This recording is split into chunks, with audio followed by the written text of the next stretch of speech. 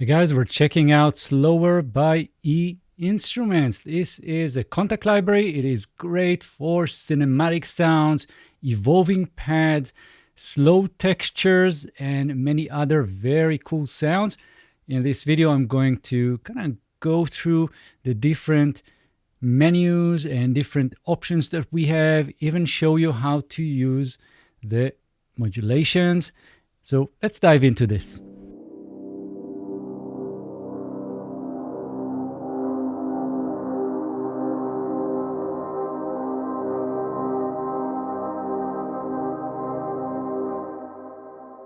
Right, so we need a lot of patience with this library because most of the sounds are very slow to evolve.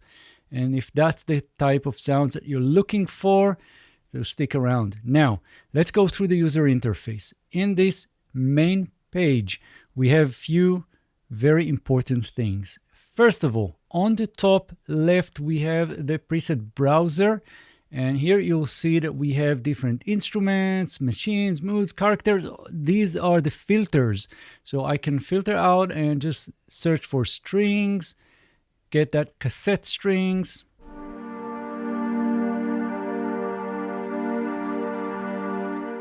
Maybe Latch strings.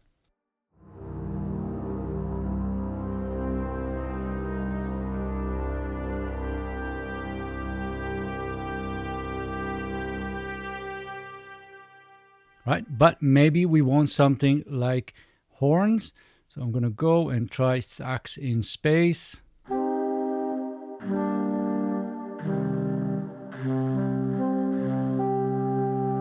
Or maybe a drum.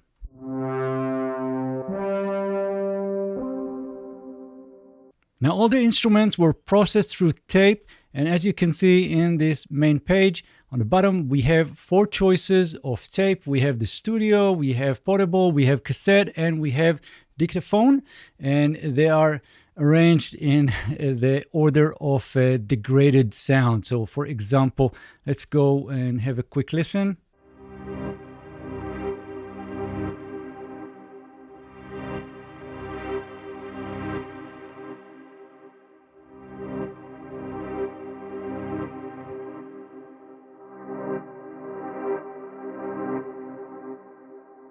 Now each preset comes with 3 macros, and you can just find them here, macros. And for this one, we have distortion, delay, and space.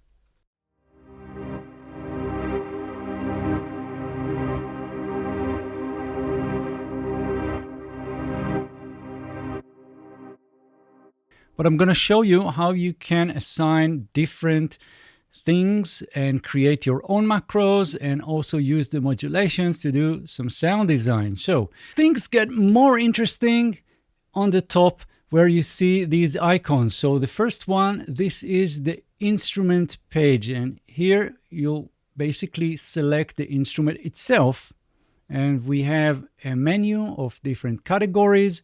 For example, we have this upright detuned.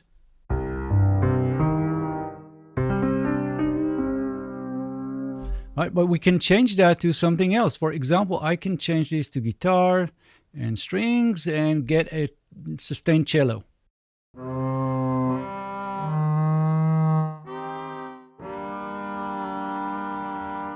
Right, and then, of course, everything will sound differently.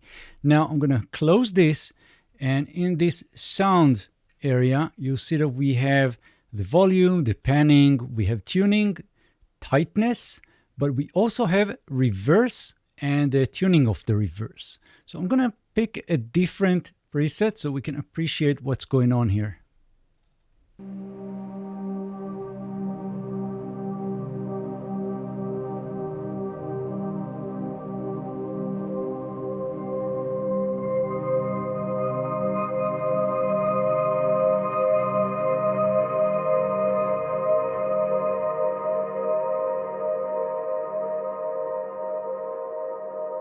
I'm going to set the reverse all the way to the right, 100%, and now have a listen.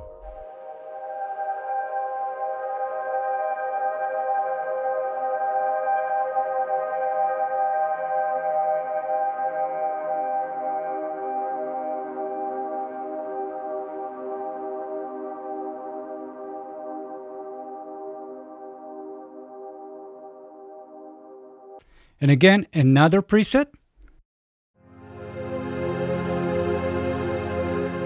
And I'm going to reverse the samples.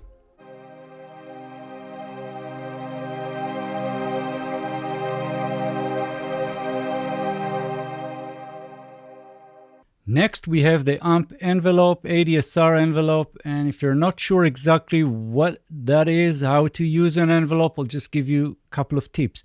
First of all, this is shaping the sound over time. Attack is how much time would it take for the sound to reach its maximum velocity.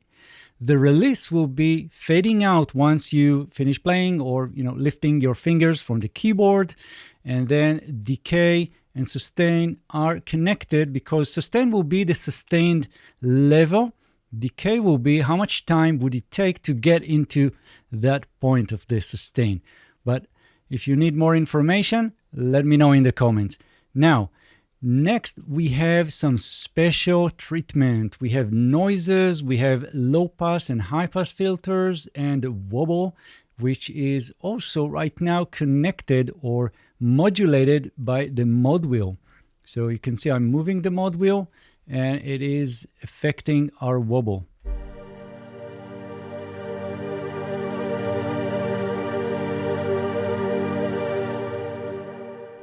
Let's add some noise.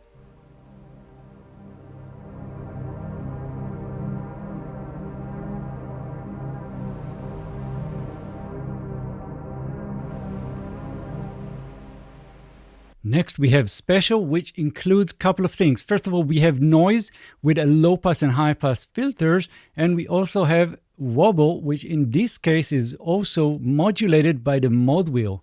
So I can use the mod wheel to get a little bit of wobbness.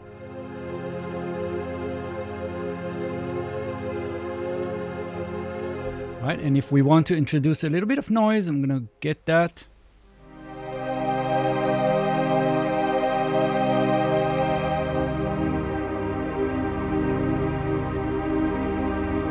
But you can trim it with the low pass and high pass.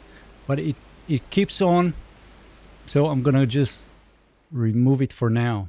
Next, let's check the effects. So I'm going to go in and we have 5 slots. If you click this magnifying glass, you'll see the choices and they are arranged in categories. So we have filters and EQs, we have delays, reverbs, degradation, modulation, and dynamics.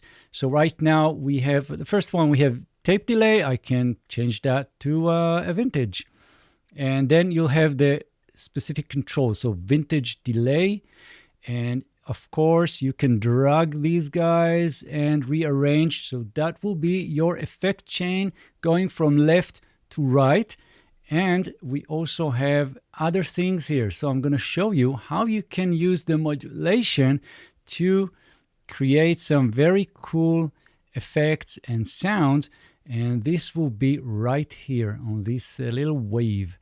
So now let me show you how to use the modulations. This is a little bit more advanced, but I'm sure you're going to get it. So here in this part, you'll see we have 2 LFOs and a mod envelope, but we also have this step sequencer you can assign. So the LFO is low frequency oscillator. And it is just a device that you can assign to anything and it will be modulating it in a specific rate. Now, out of the box, this is turned off. I can turn it on and I can set the rate. So right now it is in Hertz, but you can lock it to your project BPM and then it will be like quarters or 16ths and so on. So let's use it to modulate the panning and move the sound from left to right and back. So first, I'm going to set this to a different wave shape. I just clicked in the middle, get this sine wave, get the rate.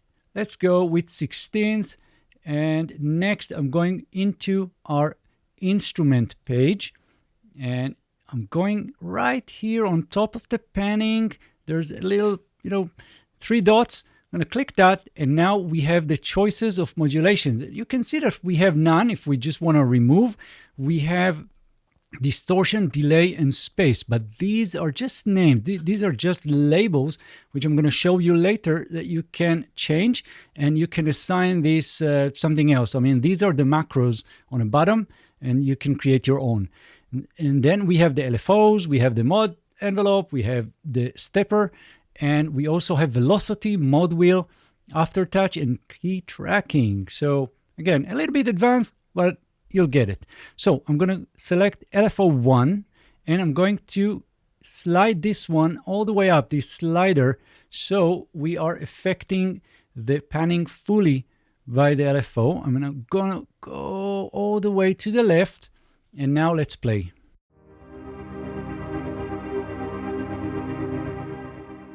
I know it's cool. Now, if it's too much, you can dial it back.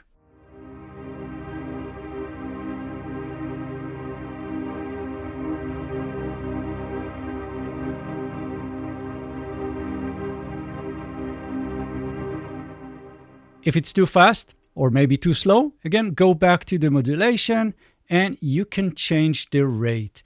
Now, couple of things. Experiment with different types of wave shapes. So I'm going to click this again and let's try this ramp.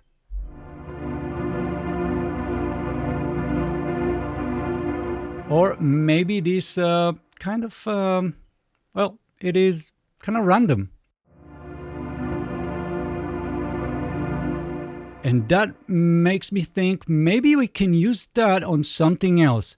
So let's go and just use it on the tuning, for example. So I'm going to click this again, these three dots. I'm going to go LFO1 and set this all the way to kind of affect things.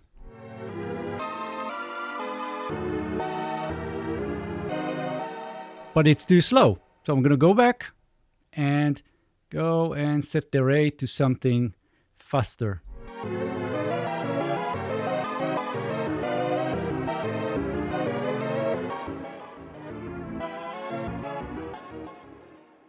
All right, next, let's see what we can do with the step sequencer. In the instrument page, let's click the three dots above the volume and select the steps and go turn it all the way up.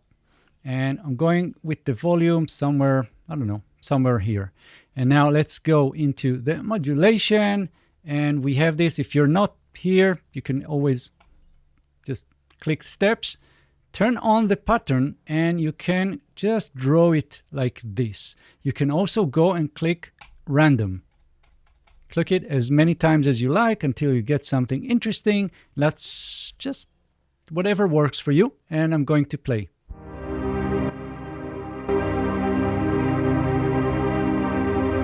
So it's going to change the volume for each step according to the stepper, but if it's too slow, again, you can use the rate. It is free running out of the box, but we can click this little note and lock it to our BPM.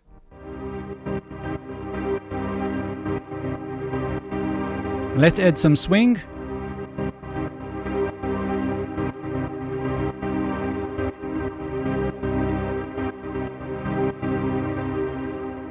And we also have some choices here. So we have loop, which is a continuous loop. It just keep running and will just restart itself. Or latch will be just play a note on the keyboard or in MIDI and it will just keep going.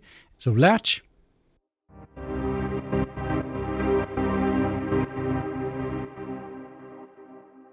It will just keep going, but the sound goes away because this one is a very short note. So I'm gonna go and select one shot and you'll see that it just goes once. And that's it. Now you can trim this. You can just go and say, okay, I don't need so many steps. I'm good with just 4.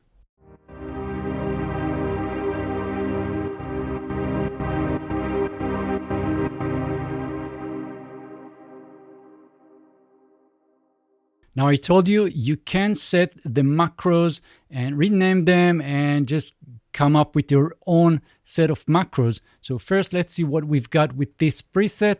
And we have distortion, delay, and space. So right now, when I'm using this, you don't really see what's, what it is being affected, what is being modulated. And let's go into the FX and see what happens when we're doing this. So you see that this is connected to our distortion, right? But let's go and change this distortion to something else. So I'm going to click this and we'll go and select a filter, like a low pass filter. And now I'm going to go click the three dots and say, you know what? You will be that distortion, only it doesn't make sense, right? So let's change the distortion and say low pass filter. I'm going to double click this. Low pass filter. Good. And I'm going to go and drive this all the way up and set the starting point somewhere here.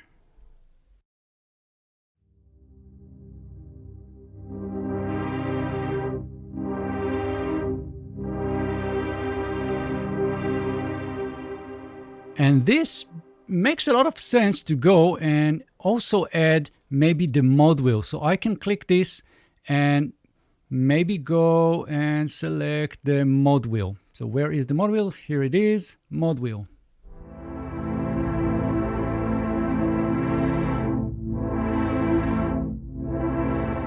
But it is replacing our macro, and now the macro doesn't really do anything. So keep that in mind. We can use that macro to something else.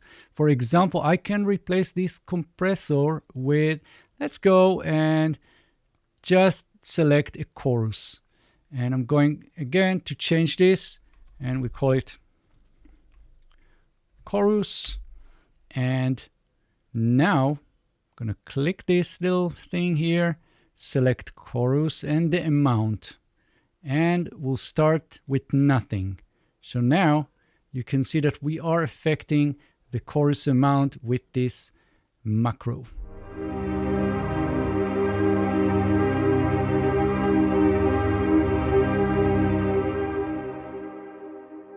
All right, so that is basically it. Hope you enjoyed this. Let me know in the comments if you still have any questions. I'm going to check out some of the presets, and I'll see you guys in the next videos.